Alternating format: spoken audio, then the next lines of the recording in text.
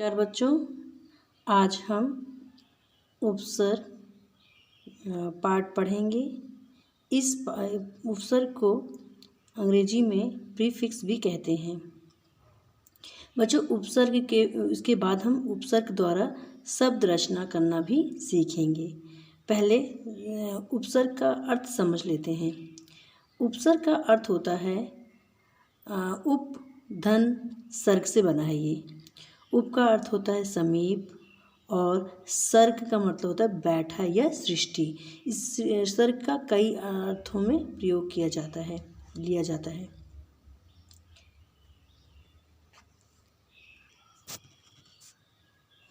अब बात करते हैं कि उपसर्ग होता क्या है, किसे कहते हैं उपसर्ग।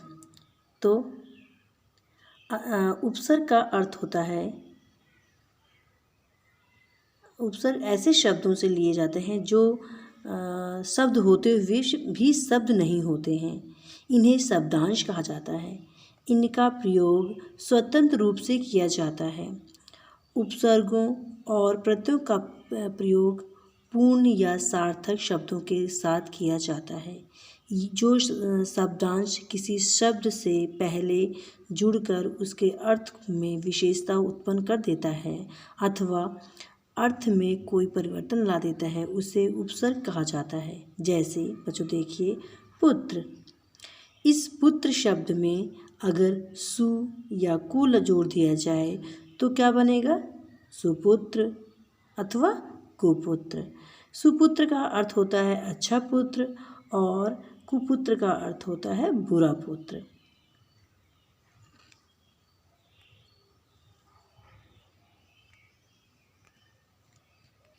आइए बच्चों, अब समझ लेते हैं उपसर्ग की परिभाषा। उपसर्ग वे शब्दांश होते हैं जो सार्थक शब्दों के पहले लगते हैं और उनके अर्थ में परिवर्तन ला देते हैं। समझ में आए बच्चों?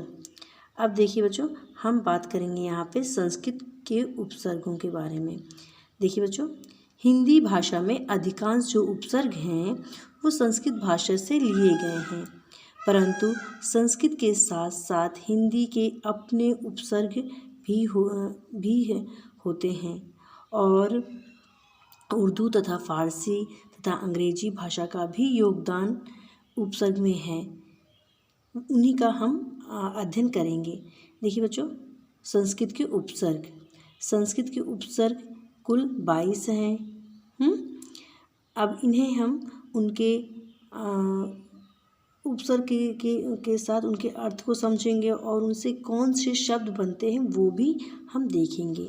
जैसे यहाँ पे है अ या अन, इसका अर्थ होता है निषेध और उदाहरण है इसके अनादि, अंत, अनर्थ, अनागत, अटल, अनाम, आक्रमण, आहार, आजीवन।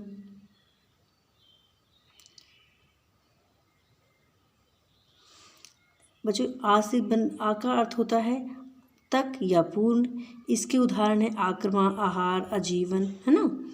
आगे देखिए, अनु का अर्थ होता है पीछे। इसका है जो अनुकंपा, अनुमान, अनुकूल, अनुराग, अनुकरण आदि। अब बच्चे देखिए, अव जो है, अव का अर्थ होता है बुरा या हीन। इसका अर्थ होता है, इससे शब्द बनते हैं अवगुण, अवशेष, अवनति, अनुसान, अवतार आदि। अभी से का अर्थ होता है समीप या चारों ओर या सामने। ठीक है बच्चों, इससे देखिए क्या बनता है अभिमुख, अभियोग, अभिनेता, अभिमान आदि शब्द बनते हैं। अब का अर्थ होता है बुरा या हीन। इससे बनते हैं शब्द अपकार, अपयश, अपहरण, अपमान, अपवाद। समझ में आ रहा है बच्चों? अब आगे देखिए, अधि का अर्थ होता है ऊपर या श्रेष्ठ। जैसे अधिकार, अध्यक्ष, अधिपति, अधिनायक। अब बात करते हैं उत की। उत का अर्थ होता है ऊपर और श्रेष्ठ, इसका भी यही अर्थ होता है ना। देखिए, उत्थान, उद्धार, उत्तम, उद्योग, उत्कर्ष। अब बात करते हैं अन्य उपसर्ग, जिससे वो उप से बनता है, जैसे समीप, इसका अर्थ होता है समीप, छोटा या गौण, है ना। जैसे उपवन, उपमंत्री, उपहार, उपकार, उपनाम आदि। अब जैसे देखिए बच्चों, दूर, दूर का अर्थ होता है कठिन या बुरा। अब इससे क्या बनता है शब्द? दुर्लभ, दुर्गति, दुर्बल, दुर्भाग्य, दुराचार, है ना। आगे देखिए, दुष का अर्थ होता है कठिन, दुस्स्तर, दुस्साध्य, दुस्शासन और दुस्साहस। फिर निश का अर्थ होता है निषेध, रहित। इसका उससे क्या बनेगा? निष्काम, निश्चल, निश्चय, निसंकोच। फिर निर या नि, है ना, इसका अर्थ होता है रहित या बिना। जैसे निरपराध, निर्धन, निरअभिमान, निराशा, निर्विघ्न, निर्दोष, निर्दय, निर्मल, निर्जन, निर्गुण, निर्दोष। बच्चे ये देखिए, नि से ये दोबारा आ गया है। आगे देखिए, प्र का अर्थ होता है अधिक या आगे। इससे बनेगा शब्द प्रक्रिया, प्रभाव, प्रगति, प्रदर्शन, प्रयोग, प्रयत्न। आगे देखिए 16 नंबर पे परा से क्या होता है? पीछे, उल्टा। इसका अर्थ होता है ना पराक्रम। शब्द बनेगा पराजय, परास्त, पराभव। और 17 में देखिए प्रति का अर्थ होता है प्रत्यक्ष या उल्टा। प्रतिदिन, से बनेगा प्रत्यक्ष, प्रतिकूल, प्रतिरोध। आगे देखिए बच्चों 18 नंबर पे परिपूर्ण, इसका अर्थ होता है पूर्ण या आसपास। देखिए इससे क्या बनता है शब्द? परिक्रमा, परिणाम, परिपूर्ण, परिपक्व, परिणति। आगे देखिए बच्चों, वी का अर्थ होता है अभाव या विशेष, जैसे विभाग, विदेश, वियोग, विराम, विकराल। और सम का अर्थ होता है पूर्णता, अच्छा या साथ। यहाँ देखिए इससे बनते हैं शब्द सम्मान, संगम, संहार, संवाद, संवेदना। और फिर है स से सहित, है ना, इसका अर्थ होता है के साथ। इससे बनता है सपरिवार, शकुल, सम्मान। क्यों बच्चों?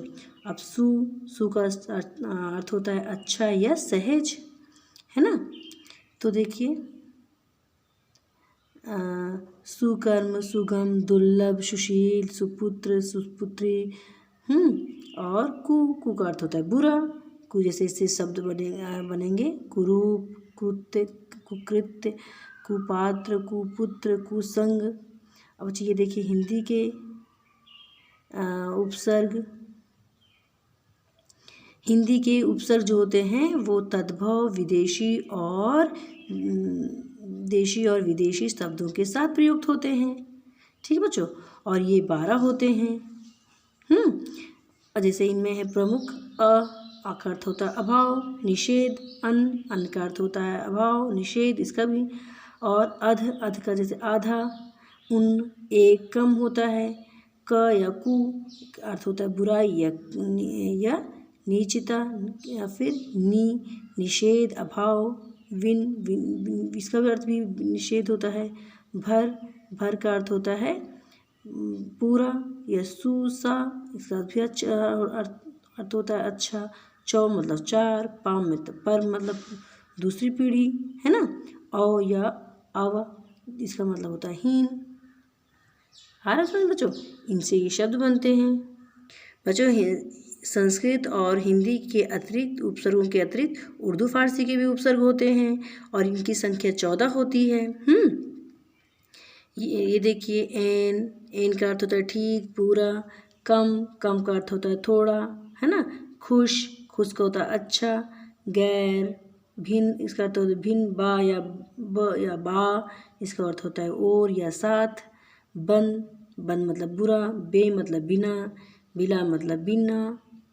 दर मतलब में, फिर ना मतलब नहीं, ला बिना, सर का मतलब होता है मुख्य, और हम का अर्थ होता है साथ, हर का मतलब होता है सभी।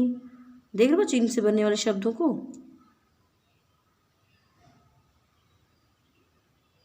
अब बात करते हैं अंग्रेजी से बनने वाले शब्द। जैसे ये देखिए, इनमें ये जो उपसर्ग होते हैं अंग्रेजी के बहुत ही कम होते हैं, इनकी संख्या केवल 5 होती है।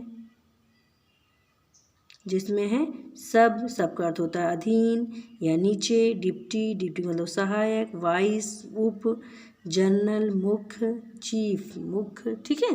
और इनसे बनने वाले ये शब्द हैं। समझ में आए बच्चों? धन्यवाद।